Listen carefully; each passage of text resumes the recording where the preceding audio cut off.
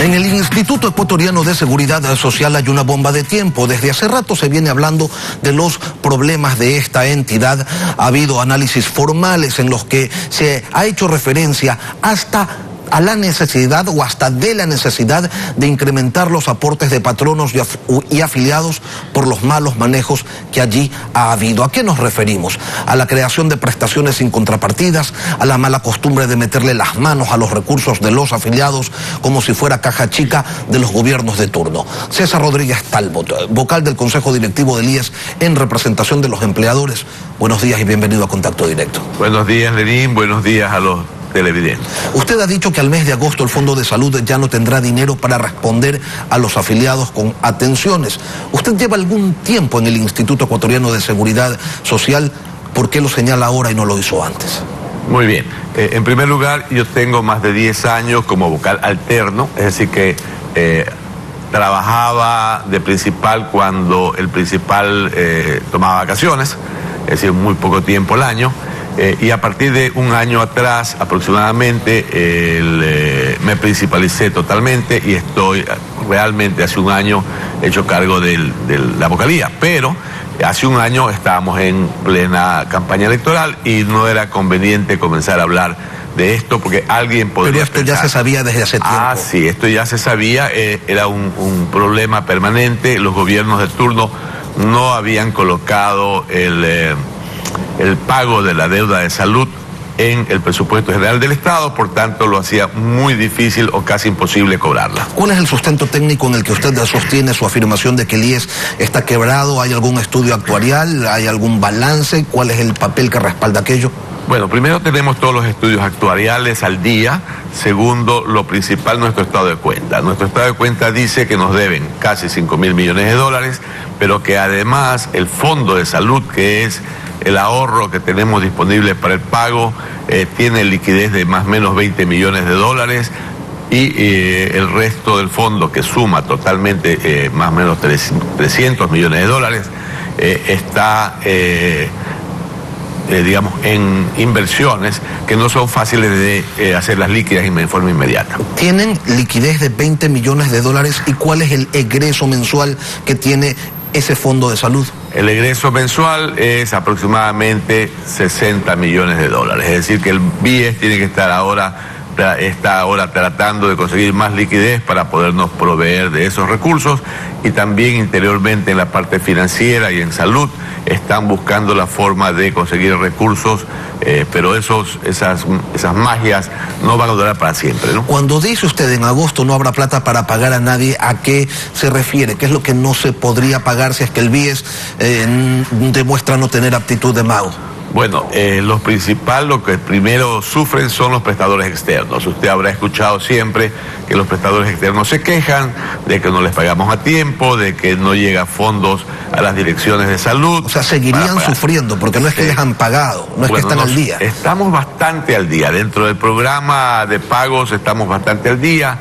Algunos inclusive han recibido anticipos para podernos dar servicio y apoyarlos porque teníamos cuentas por cobrar antiguas que no estaban liquidadas, pero sí, estamos bastante al día con ellos, pero es importante realmente ponerse al día. Hay centros de salud que tienen, como la Junta de Beneficencia, que tiene mucho dinero por cobrar y mucho dinero por liquidar. El 15 de abril del 2015 el gobierno de Rafael Correa tomaba una decisión en relación a los aportes que el Estado realizaba y lo justificaba de la siguiente manera. César, lo invito a observar. No podemos continuar cubriendo ineficiencias. Un subsidio de 1.100 millones de dólares, mucho más grande que el subsidio al gas, correspondiente al 40% de las pensiones jubilares que no necesita el IES, porque en este momento tiene superávit de caja, recibe más de lo que paga. Por eso un sistema mucho más justo es que el gobierno garantice las pensiones jubilares y si se tiene que dar 0, 20, 40, 100%, se tendrá que hacer. No existe deuda del gobierno con el IES, por el contrario, pagamos la deuda de gobiernos anteriores. Existen inversiones del IES en el gobierno central. Confía en tu gobierno, no en los mentirosos de siempre. La Corte Constitucional restituyó el pago de ese aporte y ese aporte está claramente explicado, se refería al pago de aportes de las pensiones jubilares, y usted se refiere a la quiebra del Fondo de Salud. ¿Qué tanto tiene que ver? ¿Tiene algo que ver esa decisión con la quiebra a la que hace referencia? No, para nada, para nada. Esa decisión es una falacia, como usted lo puede ver. La ley es clara, la ley exige en ese caso que el gobierno tenga que pagar el 40% año a año.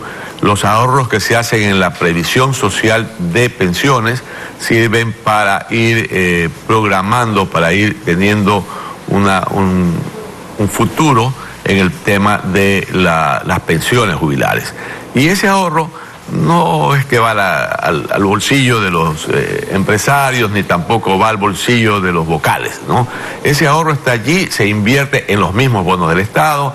Tenemos casi 8.000 millones de dólares disponibles que hemos invertido en ahorro. Sí, una cosa es invertir, otra cosa es disponible. Claro. Disponible no está esa plata. No, hay, bueno, en ese caso tenemos algo más de 700 millones de dólares en fondos disponibles, en el caso del 40%. Y sí eso está bastante garantizado. O sea, el problema, gracias a que... ¿Pese a todos los años que no se pagó? Pese a todos los años, sí. Lo ideal fuera que recuperemos esos fondos, porque lo ideal es tener una previsión a 40 años plazo, que es lo que establecen los estudios actuariales, ¿no? Ahora, desde el Frente Popular se señala que el problema no es del IES, que el problema radica en la irresponsabilidad de quienes han incumplido con sus obligaciones. Escuchemos al dirigente sindical Nelson Erazo. Cuando durante más de 9 años el señor César Rodríguez no dijo nada. Es decir, hoy están buscando los argumentos para entregar el Instituto Ecuatoriano de Seguridad a manos privadas. Solo para el seguro de salud se está adeudando más de 5.000 millones de dólares. En el tema de las pensiones jubilares, solo de los últimos 3 años que no aportó el gobierno de Moreno, son cerca de 2.800 millones de dólares adicionales. Y en la deuda de los empresarios, por su morosidad, son cerca de 1.800 millones de dólares. Si sumamos solamente estos 3 rubros, estamos hablando que estaríamos con cerca de 9.000 millones de dólares que podría ingresar rápidamente a las arcas de la seguridad social y con esto darle vida como se requiere. Entonces, César, resulta que los únicos que están al día son los afiliados, a quienes se les descuenta mensual y obligatoriamente, pero que un buen número de empleadores no paga, y resulta que el Estado no paga, y los perjudicados de todo esto son los que sí pagan. Pero es verdad, la relación es esa. Pero no nos olvidemos una cosa, o sea, mucha de la morosidad que se produce en el sector empresarial, que efectivamente no está en 1.800, como dice, anda por los 1.200 millones, primero son pymes, son pequeños y medianos empresarios que por el tema de la pandemia no han podido pagar.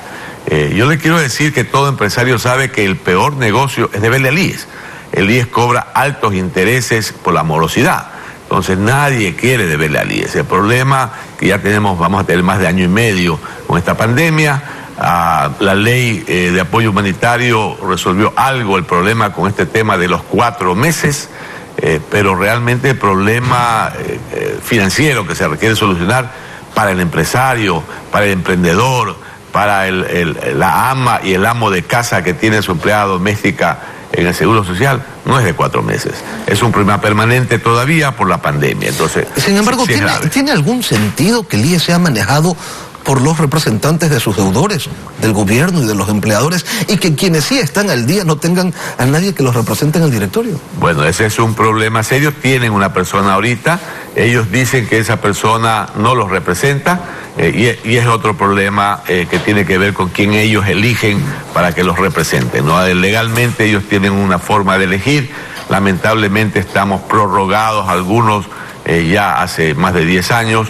Entonces sí es importante arreglar ese tema, pero que fue vetada la ley del artículo 20. Ahí hay un tema importante, arreglar ese y el tema de la deuda también, por supuesto, porque el problema no es de ahora. Hasta la Organización Internacional del Trabajo advirtió que se venía una catástrofe y sin embargo se amplió la cobertura de salud para los familiares de los afiliados sin tener financiamiento y se cambiaron asignaciones del fondo de pensiones para el fondo de salud, queriendo tapar el hueco. A eso hay que sumar el costo de las atenciones que ha generado la pandemia. Son casi 1.300 millones de dólares, usted me corregirá si me equivoco. Lo cierto es que el rubro total de lo que se le debe al IES está está en 7.300 millones de dólares.